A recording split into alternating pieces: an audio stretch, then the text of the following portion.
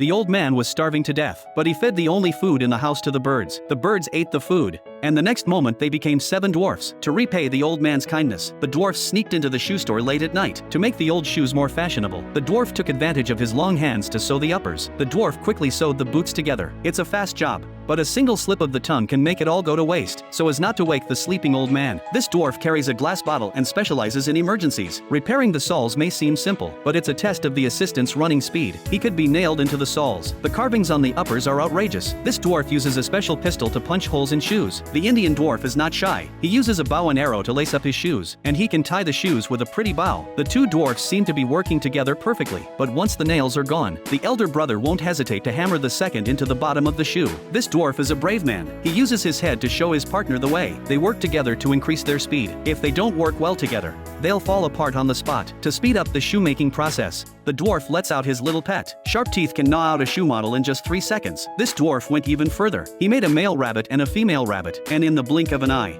they gave birth to a whole bunch of baby rabbits. This dwarf is putting the finishing touches on his project. Suddenly the roller skates came speeding by. The dwarf had no choice but to start over. But the next second, there was an accident. But he had just wiped his shoes clean. When the skates were coming this way again, the angry dwarf decided to take the first step. But this time, the roller skates drove right into the shoe closet. Although the dwarfs were very careful in the process, but the noise woke up the old man. Luckily, their work had come to an end. When the old man opened the door of the shoe store, the shoe racks were filled with all kinds of fine leather shoes. The two old men were very happy. They held each other's hands and danced around the room.